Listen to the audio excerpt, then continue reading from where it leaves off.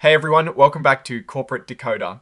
Today, Collective Acquisition Corp IPOD filed a major update about leadership changes and a name change, and I am seeing one red flag that matters. Quick note, this is not financial advice, just my take on public filings for educational purposes. The company is officially changing its name and has brought in new leadership. But the timing and details make me wonder about the real story here. So, what is stirring at Collective Acquisition Corp, which you might know as IPOD? They just dropped a report telling us about some big moves that happened back in April. Basically, the company has changed its name and updated its board of directors. This report is about events that started on the 6th of April 2026. The company used to be called Dune Acquisition Corporation 2, but now it is officially Collective Acquisition Corp. This name change was approved by shareholders on the 21st of April, and the legal documents were updated right after. Think of it like a company rebranding itself. This name change and rebranding also came with some pretty significant changes in who is running the show. The old board members Carter Glatt, Michael Castaldy, Ben Coates, Jaron Smith, and Cecil White all stepped down. In their place, Elliot Richmond is now the chairman of the board. He is also taking on the roles of Chief Executive Officer and Chief Financial Officer. On top of that, David Balin and Jeremy Sickley have joined as independent directors. These two are also on the Audit Committee and the Compensation Committee, which means they'll be involved in looking at the company's finances and how people are paid. Now, about that shareholder meeting on the 21st of April 2026, where they voted to approve the name change. A good chunk of the company's shares were represented, over 17 million, which made sure everything was official. The proposal to change the name from Dune Acquisition Corporation 2 to Collective Acquisition Corp passed with a massive number of votes in favour, 0 against and some abstentions.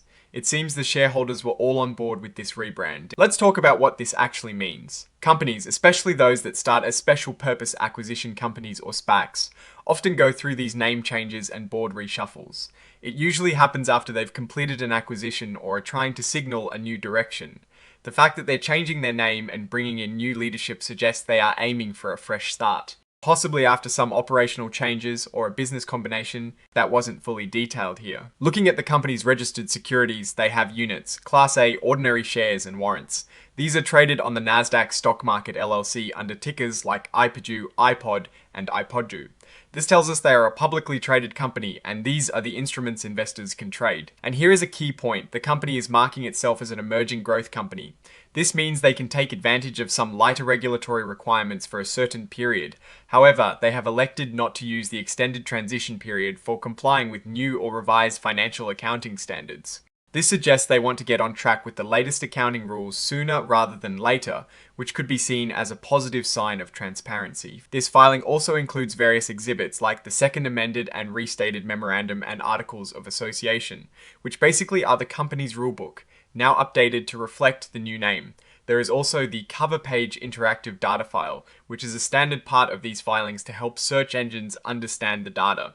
What I am seeing here is a company in transition. The name change and the new leadership point towards a potential shift in strategy or a new chapter for Collective Acquisition Corp, while the new CEO, Elliot Richmond, now holds the top leadership positions. It is important to note that previous reports indicated that Dune Acquisition Corporation 2's largest shareholders were retail investors with 55% ownership and private companies owning 28%. This is a common structure for SPACs, but it does mean that retail investors have a significant stake. We saw institutions like Aristia Capital, LLC and Tenor Capital Management Company LP holding substantial, though not controlling, stakes.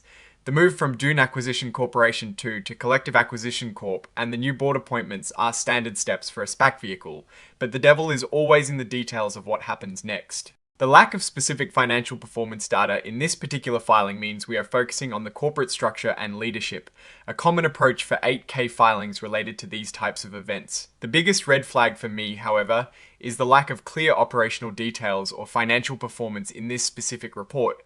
While the name change and board shuffle are important governance events, they do not tell us how the underlying business is performing. It is like changing the name of a restaurant without explaining if the food is getting better or worse. We need to see more about their actual business operations and financial health to understand the true impact of these changes. Often after a SPAC merger or name change, the stock performance can be volatile. We've seen companies like Sears go through multiple splits and name changes without ultimately reversing their fortunes. Historically, about half of microcap reverse splits end in eventual delisting. My biggest concern is the lack of immediate clarity on the company's forward. Looking strategy and financial trajectory following these changes. What I am actually looking for is the next SEC filing that delves into their financial statements and operational updates to see if this new leadership is bringing a truly new and improved direction. Oh, and the research tools I actually use are linked in the description. They help keep this channel going. That is my take. Stay decoded. If this analysis was valuable, hitting that like button really helps, and subscribe for more deep dives. Check out the Discord in the description.